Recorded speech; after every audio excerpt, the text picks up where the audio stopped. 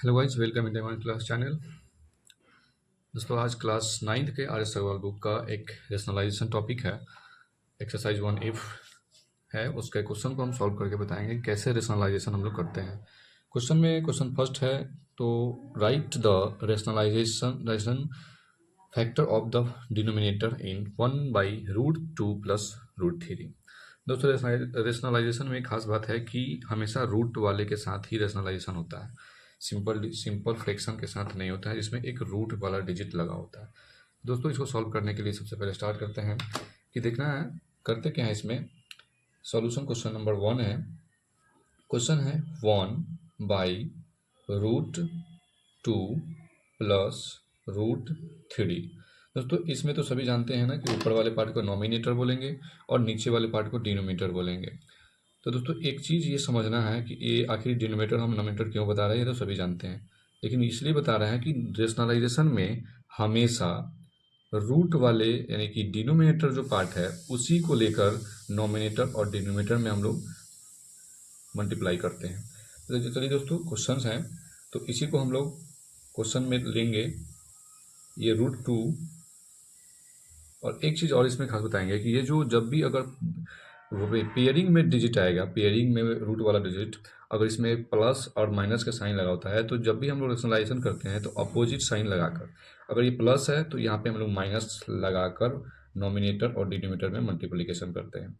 दोस्तों, √2 और माइनस +3 था, तो यहाँ पे √2 और माइनस √3 हो जाएगा। ओके दोस्तों, अब हम लोग यहाँ से सॉल्व करके बताएंगे कि यहाँ से देखेंगे कि यहाँ 1 है और ये √2 माइनस √3 है। यानी कि अब इसके साथ, इस पूरे के साथ अगर एक बार मल्टीप्लाई करें तो यानी √2 और माइनस √3 ही आएगा। अब यहाँ पे एक चीज़ देखना है कि यहाँ पे एक फार्मूला का यूज होगा, जो अब इसमें समझ में आएगा कि फार्मूला कैसे यूज होता है। देखिए, इसमें समझ में आ जाएगा। देखना है कि √2 और √3 है, यहाँ पे √2 और प्लस √3 और यहाँ पे √2 और माइनस √3 है। तो दोस्तों, हम एक चीज़ यहाँ पे बताना चाहेंगे कि इसमें बहुत सारे कन्फ्यूजन्स रहते हैं जिसे सॉल्व करने के लिए ये कैसे हो जाता है। दोस्तों, हम इसको अगर हम ए माने और इसको अगर हम बी माने, यानी कि ए और प्लस बी का फॉर्म होना, ए प्लस बी, तो यानी कि ये ए और ये माइनस बी होगा। तो दोस्तों, एक फार्मूला होता है कि अगर ए प्लस बी इंटू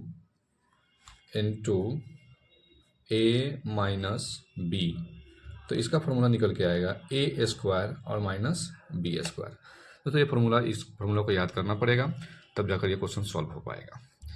नहीं तो ऐसे आप सिंपल तरीका भी है, उसको सिंपल तरीका से भी आप क्वेश्चन सॉल्व कर सकते हैं, लेकिन इस फार्मूला के सूट बेस पे करेंगे तो बहुत आसानी से हो जाएगा।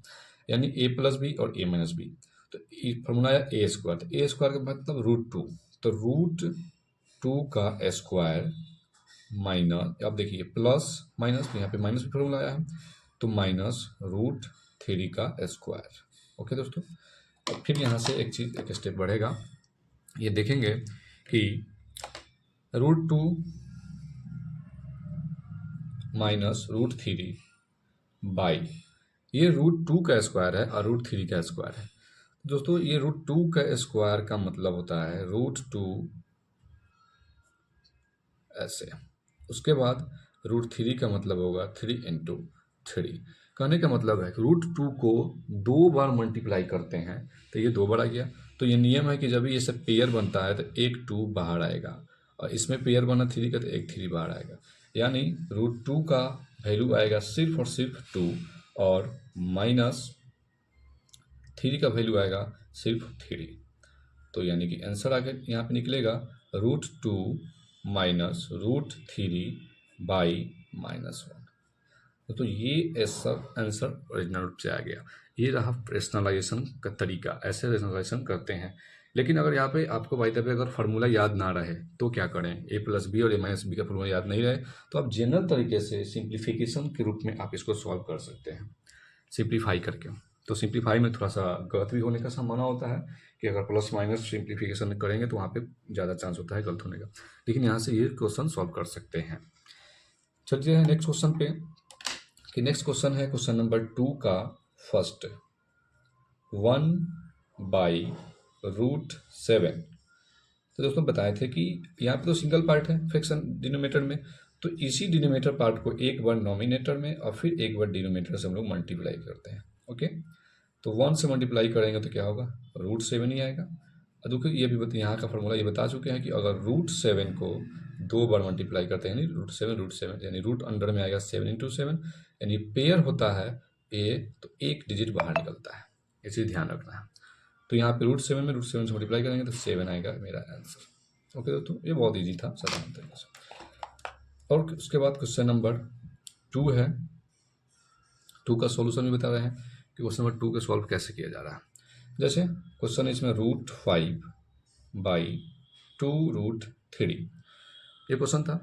तो इस क्वेश्चन में हम क्या करेंगे कि मेरा डिनोमिनेटर पार्ट 2√3 है, यानी कि इसी से हम लोग को मल्टीप्लाई करना है 2√3 से ही। मेरा 2√3 एक बार नॉमिनेटर के लिए और फिर एक बार डिनोमिनेटर के लिए सेम इसी पार्ट से मल्टीप्लिकेशन के फॉर्म में डालते हैं। ओके, फिर देखिए अब कैसे करेंगे। यहाँ पे थोड़ा एक चीज़ ध्यान रखना है कि अब कैसे करना होगा। यहाँ पे ये √5 है और √2√3 है।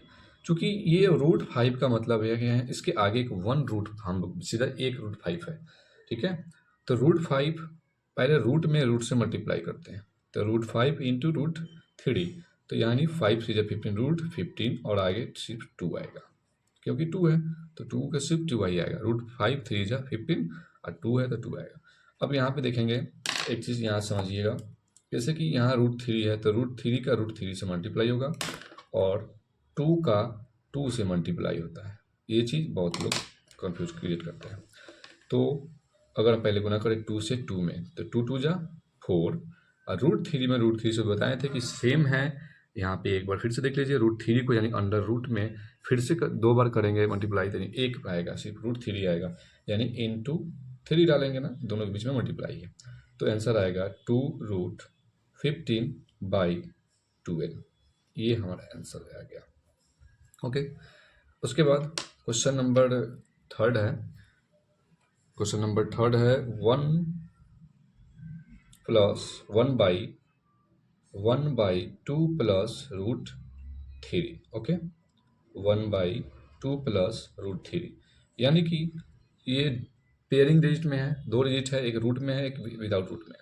तो यहाँ पे प्लस है, तो जब भी हमको फ्रैक्शनलाइज करना होता है तो ध्यान रखना है हमेशा कि साइन को इसमें अपोजिट कर देते हैं, यानी माइनस डाल देंगे और उसी को ऊपर नीचे यानी नॉमिनेटर और डिनोमिनेटर में मल्टीप्लाई कर देते हैं। तो इसको 1 बार मल्टीप्लाई करेंगे तो 2 - √3 ही आएगा, क्योंकि पूरा एक पार्ट है, और इसको 1 से मल्टीप्लाई करेंगे तो ये 2 - √3 ही आएगा। ओके, अब यहाँ पे देखिए फिर a + b और a - b, तो जो कि फार्मूला बताए थे a + b और a - b का फार्मूला होता है a² - b²। तो इसको पहले फर्स्ट ही क्वेश्चन में बताए थे, तो a इसको मानेंगे यानी a² का मतलब 2 का स्क्वायर, यहाँ पे 2 का स्क्वायर माइनस प्लस और माइनस माइनस ही होगा और √3 का स्क्वायर। तो तुम चाहते थे यहाँ पे डायरेक्ट वैल्यू रख देते, बट यहाँ पे बताने के लिए, क्लियर करने के लिए वैल्यू रखे हैं स्क्वायर में। 2 - √3, 2 का स्क्वायर होगा 4 और √3 का सिर्फ 3 आता है। दोस्तों याद रखिए, जब भी रूट पे स्क्वायर चढ़ेगा तो उसका वैल्यू हम डालेंगे सिर्फ 3, यानी कि 2 - √3/1, ये आंसर आ गया। ओके, क्वेश्चन नंबर 4 की तरफ चलते हैं। क्वेश्चन नंबर 4 है 1/√5 - 2, 1/√5 - 2। तो हम लोग को रेशनलाइज करना है, तो ध्यान रखना है कि इसमें हम लोग साइन को चेंज करेंगे। जब भी इस तरह का पेयर में आएगा तो साइन को चेंज करेंगे, यानी √5 प्लस हो जाएगा, माइनस है तो प्लस, फिर वही चीज़ को नीचे भी करेंगे सेम। ओके, उसके बाद यानी कि ये पूरा होल पार्ट एक है, इसको 1 मानेंगे, यहाँ तो 1 ही है तो 1 से मल्टीप्लाई करेंगे तो यही आएगा, √5 और प्लस 2 ही आएगा। उसके बाद नीचे वाले पार्ट को फिर देखेंगे a - b और a + b, उसका भी फॉर्मूला वही होगा a² यानी √5 का स्क्वायर माइनस 2 का स्क्वायर। ओके, अब ये तो ऊपर √5 + 2 ही है, √5 का वैल्यू सिर्फ 5 आएगा, जो पहले √3 और √2 के लिए जो कंडीशन बताए थे सेम है। दोस्तों इसका कॉन्सेप्ट भी मैं अलग तरीके से एक दिन बताऊंगा। उसके बाद 2 का स्क्वायर तो 4 आएगा, यानी कि √5 प्लस 2, 5 में से 1 गया 4। ये एकदम से सिंपल और आसानी तरीके से दोस्तों, अगर समझ में आ रहा है तो दोस्तों लाइक और दोस्तों में शेयर एक बार जरूर कीजिए, ताकि आप खुद सीखें और अपने दोस्तों के बीच कहें। ऐसा नहीं कि खुद सीख के रह जाए और दोस्त भी ना सीख पाए। दोस्तों, दोस्तों के लिए ही सब कुछ होता है आज के डेट में। एक बार दोस्त को शेयर कीजिए और दोस्त को बताइए कि ये कितने शानदार तरीके से सोल्यूशन हुआ है दोस्तों। और अच्छा लगा तो सब्सक्राइब कीजिए और कमेंट में बताइए कि कैसा सोल्यूशन है, क्या आप समझ पा रहे हैं या नहीं। ओके दोस्तों।